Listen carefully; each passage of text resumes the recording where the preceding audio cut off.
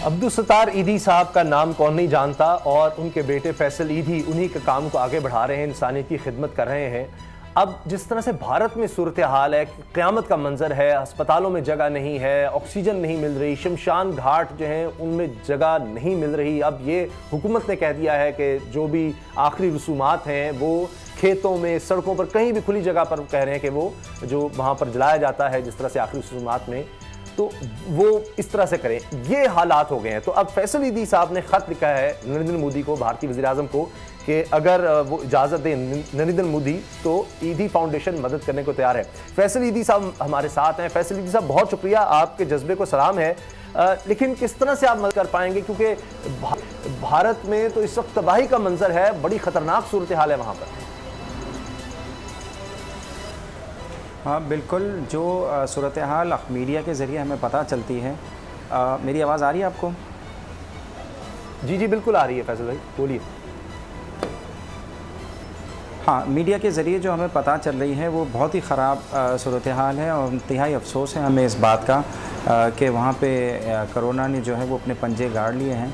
तो इसमें हमारी जो मदद है वो बहुत मामूली है, लेकिन हम इस तकलीफ़ में उनका साथ इसलिए देना चाहते हैं कि जो है वो हम उस्मानिंद हैं कि हम तमाशाई बन के ना देखें, और हम उनकी तकलीफ़ में हमें साथ देना चाहिए। बिल्कुल ही।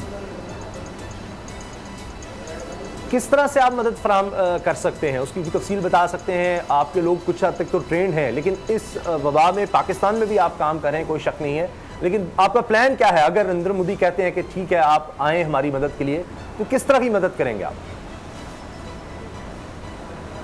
हमने इनको 50 एम्बुलेंसेस लेके जाने की जो है वो बात की है, और हम हिंदुस्तान जहाँ पे भी, जौन से भी शहर में, एक या एक से ज़ायद शहरों में भी अगर ये हमें कहेंगे तो हम वहाँ पे जाके इनकी लोकल अथॉरिटीज़ हैं उनके साथ मिल के उनके मरीज़ों की शिफ्टिंग है, उनकी डेड बॉडीज़ की शिफ्टिंग है, मैनेजमेंट है, जो भी हमसे हो सकेगा, जो भी काम ये हमारे ज़िम्मे डालेंगे, हम इनकी मदद करेंगे ताकि इस मुश्किल वक्त से वो जो है वो निकलने में हमारा साथ उनको मिल सके। क्या उम्मीद कर रहे हैं आप? जब आपने ख़त लिखा, किस तरह से ख्याल आया आपको? ख़त अब पहुंच चुका है नरेंद्र मोदी तक, कुछ इस बारे में आपके इल्म में है? हाँ, मेरी इनके एक जॉइंट सेक्रेटरी, मोदी साहब के जॉइंट सेक्रेटरी से सुबह बात हुई थी, तो उन्होंने मुझे कहा कि आप मुझे ईमेल कर दें। उन्होंने ईमेल रिसीव कर ली है, और देखते हैं, अभी तक इनका कोई रिस्पांस नहीं आया। मैंने एम्बेसडर ऑफ इंडिया का, जो पाकिस्तान में एम्बेसडर हैं, उनको भी जो है वो ईमेल लेके उनको भी ईमेल कर दी है। पाकिस्तानी एम्बेसडर को भी जो है वो ख़त लिखा है इंडिया में, और पाकिस्तान फ़ॉरेन ऑफिस को भी जो है वो इतला लेटर लिखा है कि अगर वो राज़ी हो जाते हैं तो इनसे भी बात की है कि हमें पाकिस्तानी फ़ॉरेन ऑफिस जो है वो हमारी फैसिलिटेट करे, ताकि हम फ़ौरी बुनियादों पे वहाँ पे जाके इंसानी काम शुरू कर सकें। अच्छा, पाकिस्तान में आपका बहुत बड़ा नेटवर्क है, तो यकीनन पाकिस्तान में भी ज़रूरत है। बहुत से लोग कहेंगे कि ये ना हो कि आप भारत जाते हैं, वो कहते हैं हमारी मदद को आ जाएं, तो यहाँ क्या होगा? यहाँ ना मुश्किलात का सामना हो। आपका इतना बड़ा नेटवर्क है और यहाँ भी बहुत ज़्यादा ज़रूरतमंद हैं, आप हर दफ़ा उनकी मदद करते हैं।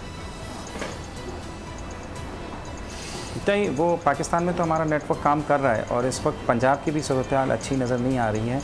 वहाँ पे भी ऑक्सीजन की बहुत ज़्यादा शॉर्टेज हो रही है, और सिंध से जो है वो ऑक्सीजन वहाँ पे जा रही है बड़े पैमाने पे, और अल्लाह वहाँ पे भी बेहतरी करे, आसानी करे। वहाँ पे भी हमारी टीमें काम कर रही हैं, और खुदा ना, और वैसे भी पाकिस्तान में हमारे पास 1800 के करीब एम्बुलेंसेस हैं। 50 अगर हम वहाँ पे भेज देंगे तो कोई फ़र्क नहीं पड़ेगा, और हमारा आना जाना लगा रहेगा। हम इंडिया से कहेंगे कि हमें मल्टीपल वीज़ा दें, ख़ासकर जो टीम हमारी जो ऊपर की टीम होगी, 5-6 लोग, उनको मल्टीपल वीज़ा दें, ताकि हम वहाँ भी जा सकें, यहाँ भी आ सकें, और मिल के मतलब दोनों तरफ हम ध्यान दे सकें, काम कर सकें।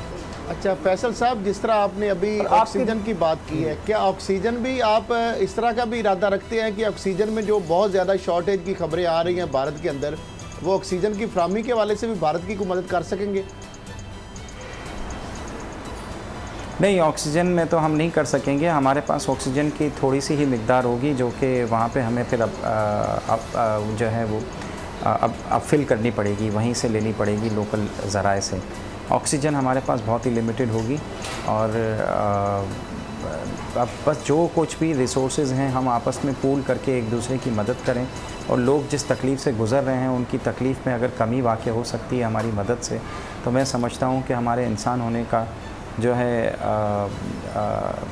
मतलब यही वक्त है कि हम बता सकें कि हम इंसान हैं।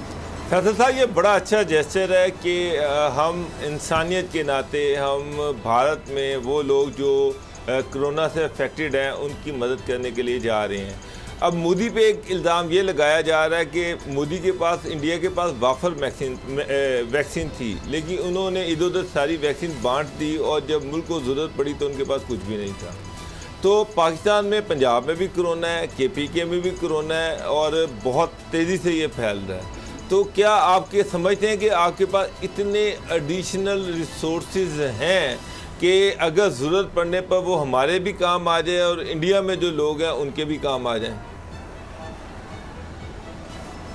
बिल्कुल, हम पाकिस्तान में हमारे रिसोर्सेज बहुत ज़्यादा तादाद में हैं और हम ये जो है वो बिल्कुल हम ज़हनी तौर पे और अमली तौर पे भी तैयार हैं पाकिस्तान में भी बड़े पैमाने पे काम करने के लिए। अल्लाह करे यहाँ पे इस तरह की सिचुएशन ना बने, लेकिन मुश्किल वक्त में अगर वो इंडिया जो है वो हम अपने मदद कर देंगे। हमारी 50 गाड़ियाँ 1800 गाड़ियों में से निकल जाती हैं तो इतना जो है वो फ़र्क नहीं पड़ेगा।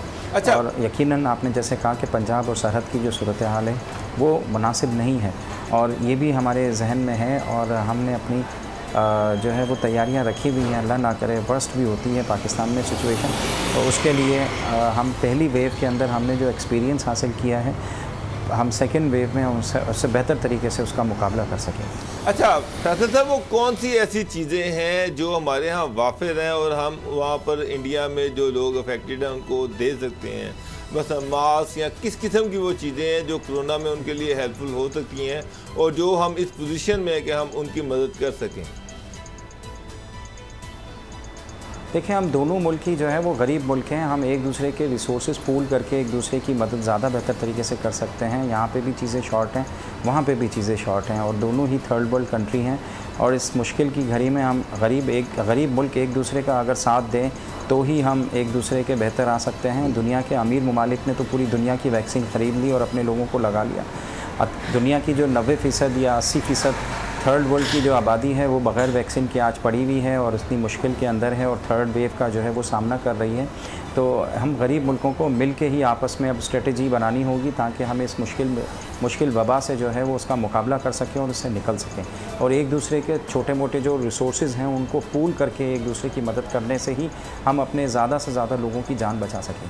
अच्छा फैसल साहब, ये जो हुकूमत की जानिब से SOPs का रोज़ नया ऐलान होता है, क्या आप मुतमिन हैं जो SOPs हैं हॉस्पिटल्स के अंदर या कोरोना की जो हिफाजती इक़दाम है उस हवाले से वो अमल दरामद उस पर हो रहा है?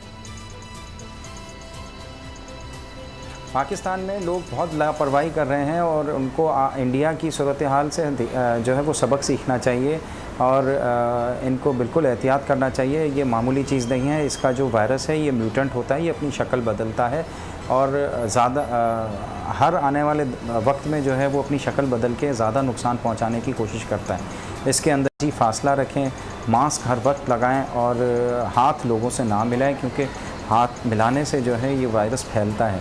तो बराए करम हाथ लोगों से आपस में हम ना मिलाएं क्योंकि मास्क लगा के हम रखते हैं और सबसे हाथ मिला रहे होते हैं, तो ये इससे कोई फ़ायदा नहीं होगा। उससे जो है वो चांसेस तो कम है लेकिन लग सकता है। और आप किस तरह से एहतियात करते हैं, क्योंकि आप खुद इस वबा से मुतासर हो चुके, आपका अमला ज़ाहिर अब लोगों में जाता है, लोगों की मदद करता है, तदफीन के मराहल में भी आगे होता है, जो लोग इस वबा से जाँ बाक होते हैं उनके लिए भी, तो किस तरह से इस चीज़ को यकीनी बनाते हैं?